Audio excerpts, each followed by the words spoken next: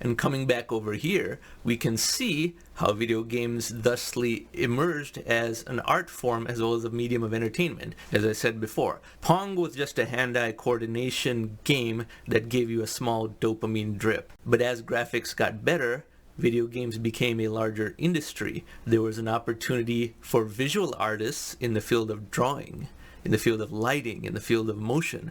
There was an opportunity for musicians. Some video games have very extensive soundtracks. There was an opportunity for extremely good storytelling to be monetized through a video game. The script writers for video games are often the same script writers for Hollywood television shows and films and can make the same or more money in video games. Video games became a big business that is done by very large corporations like Electronic Arts, or even individual design shops that are groups of just 3 or 4 people. And when a team of 3 or 4 people can make a game that sells millions of units and earns them $30 or $40 million of revenue, that small team can become very wealthy. Every individual in that team can become very wealthy. I even speak about in the Atom publication in chapter 11 as one of the use cases for the personalized atom, the individualized atom. You can see that as an audiobook chapter in this tile over here. But that is how video games became such a big business and are so complementary to major entertainment franchises, and that's why video games are coordinated with films and TV shows as well, with the same actors doing voices for those video games,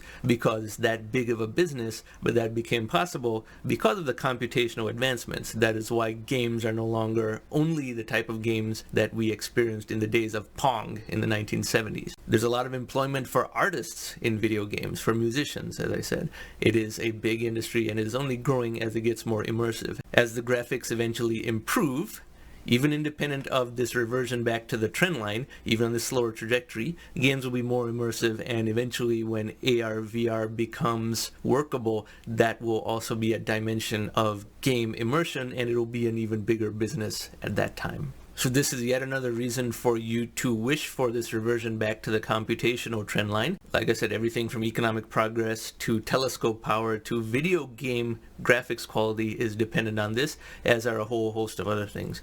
It's safe to say everything about the progress of humanity is dependent on this, no matter what importance level you assign to each of those examples. Now in closing, I will show some vignettes of upcoming video games from 2023-24.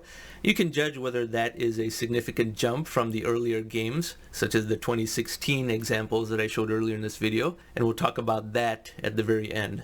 So here are some video vignettes. Take down these cutthroat pirates. We're not just here to shoot the bad guys. We're peacekeepers. We protect the people.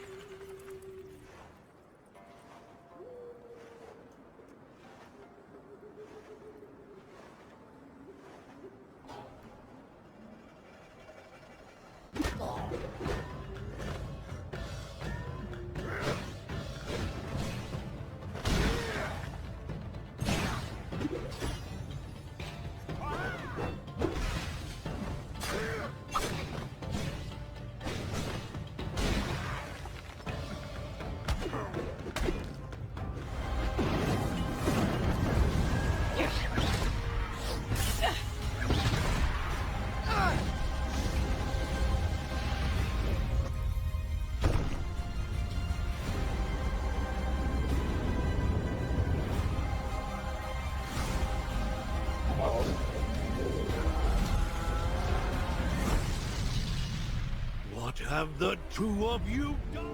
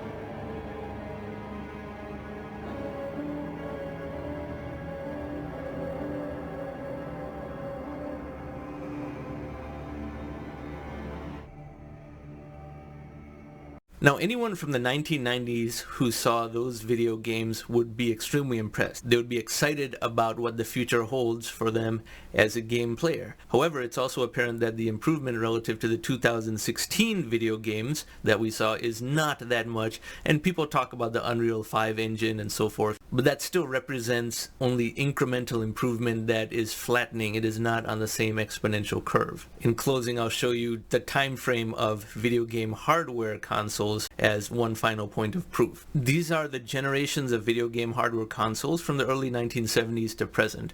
First generation, second generation, the notable Atari 2600 was in the second generation, all the way up to what is now the 9th generation, with the 8th generation winding down and the 9th now ascendant.